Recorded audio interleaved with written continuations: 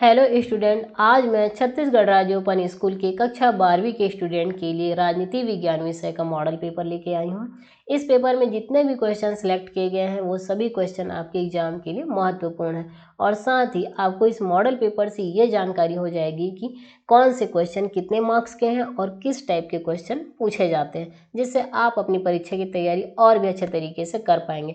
अगर आपको दूसरे विषय के मॉडल पेपर की वीडियो भी देखने हैं तो नीचे डिस्क्रिप्शन बॉक्स में लिंक दिए गए हैं, उस लिंक पे क्लिक करके आप मॉडल पेपर की वीडियो देख सकते हैं और अपनी तैयारी अच्छे से कर सकते हैं। अगर आप हमारे चैनल पे नए हैं और यदि आपने अभी तक हमारे चैनल अनुष्क एकेडमी को सब्सक्राइब नहीं किया है तो अभी तुरंत ही सब्सक्राइब जरूर कर ले और साथ ही बेल आइकन भी दबा दें ताकि नेक्स्ट वीडियो की नोटिफिकेशन आपको तुरंत मिल जाए।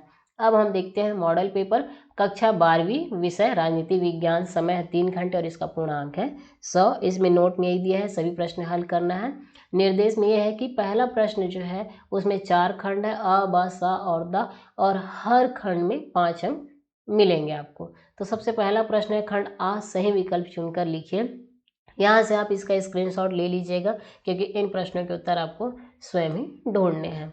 तो जैसे पहला प्रश्न है समानता का अर्थ, इसमें 4 ऑप्शन दिए हैं, इन चारों में जो सही है उस आंसर को आपको लिखना है। अब हम चलते हैं अगले में। यहाँ पे 4 और 5 ये आप यहाँ से स्क्रीनशॉट ले लीजिए। प्रश्न इस पहला खंड आ का 3 से है ना।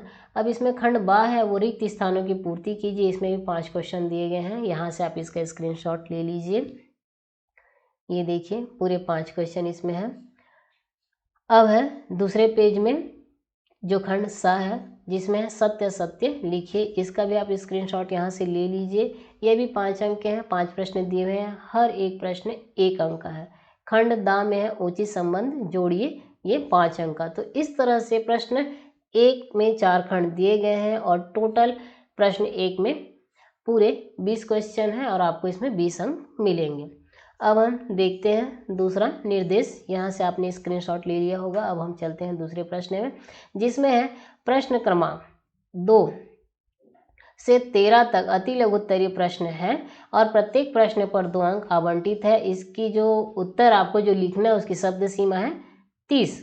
तो यहाँ हम देखते हैं प्रश्न दूसरा, केंद्र और राज्यों के बीच विधायी संबंधों को किसी 2 बिंदुओं में स्पष्ट कीजिए। प्रश्न तीसरा, शहरी स्थानीय शासन का अर्थ लिखिए। चौथा, उच्च न्यायालय न्यायाधीश को किस प्रकार हटाया जा सकता है। प्रश्न पांचवा, क्षेत्रवाद के भिन्न रूप कौन कौन से हैं, कोई 2 का नाम लिखिए। फिर है प्रश्न 6, पर्यावरण की कौन कौन सी समस्याएं हैं, नाम लिखिए। प्रश्न 7, मोटर वाहनों द्वारा प्रदूषण को कैसे रोका जाए, लिखिए। प्रश्न 8, कारगिल आक्रमण किस सन में हुआ।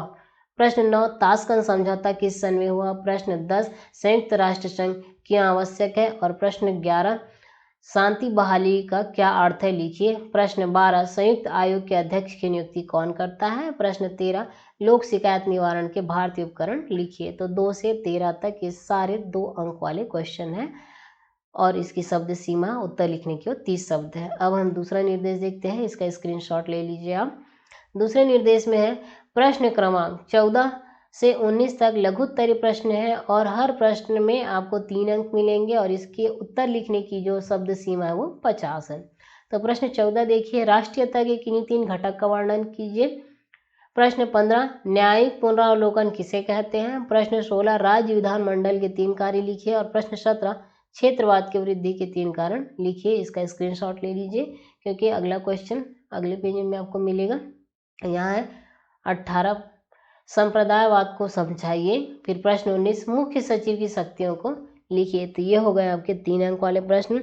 अब अगले निर्देश में है कि 20 से 23 तक वाले जितने प्रश्न हैं वो लघु उत्तरीय प्रश्न हैं और ये 4 अंक वाले प्रश्न हैं और इनके जो उत्तर लिखने की शब्द सीमा है वो 75 है। तो यहाँ से इसका भी आप 20 से 23 तक इसका स्क्रीनशॉट ले लीजिए। प्रश्न 20 में है भारतीय संघवाद की विशेषताएं लिखिए 4 शब्दों में। अथवा राष्ट्रीय आपातकाल की घोषणा नागरिकों के जीवन को किस प्रकार प्रभावित करती है। प्रश्न 21 है, लिखित संविधान के महत्व को लिखिए। अथवा भारतीय संविधान का दर्शन क्या है, समझाइए। प्रश्न 22 है, एकल संक्रमणीय मत प्रणाली को समझाइए। अथवा संसद के कार्य लिखिए कोई 4। और प्रश्न 23 है, सुशासन स्थापित करने के लिए लोगों की सहभागिता लिखिए, अथवा कंप्यूटर और सूचना प्रौद्योगिकी मतलब IT की भूमिका स्वच्छ शासन के रूप को लिखिए। तो इस तरह से ये 4 अंक वाले प्रश्न हुए। अब नेक्स्ट में निर्देश है, प्रश्न 24 और 25 जो है वो दीर्घ उत्तरीय प्रश्न है और ये 5 अंक वाले प्रश्न है और इनके उत्तर लिखने की जो शब्द सीमा है वो 150 शब्द है। इसका आप स्क्रीनशॉट ले लीजिए। अब हम देखते हैं 24 और 25। प्रश्न 24 है, राजनीति विज्ञान और राजनीति में अंतर स्पष्ट कीजिए, अथवा द्वंद्वात्मक भौतिकवाद की मार्क्सवाद की विशेषता के रूप में विवेचना कीजिए। दोनों में से कोई भी एक प्रश्न सॉल्व करना है। और प्रश्न 25 है, वैश्वीकरण क्या है, उसके बुरे प्रभावों का 3 बिंदुओं में वर्णन कीजिए, अथवा संयुक्त राष्ट्र संघ घोषणा पत्र के उद्देश्यों की व्याख्या कीजिए। तो ये हो गया 24 और 25 5 अंक वाले प्रश्न। अब हम नेक्स्ट निर्देश में देखेंगे कि 26 और 27 वाले जो प्रश्न है वो 6 अंक वाले प्रश्न हैं और इन प्रश्नों के उत्तर के लिखने की जो शब्द सीमा है वो 200 शब्द है। तो आप इसका स्क्रीनशॉट ले लीजिए, एक बार इसका 5 अंक वाले और दूसरा ये 6 अंक वाले। तो प्रश्न 26 है, भारत की चुनाव व्यवस्था की कमियों को लिखे, व्यवस्था को बेहतर बनाने के लिए सुधार संबंधी सुझाव दीजिए, अथवा सार्वभौमिक वयस्क मताधिकार का अर्थ और महत्व को स्पष्ट कीजिए। प्रश्न 27 है, भारत के साथ चीन के संबंधों का वर्णन कीजिए, अथवा आर्थिक और सामाजिक विकास संबंधी क्रियाकलापों के लिए संयुक्त राष्ट्र की संरचना लिखिए।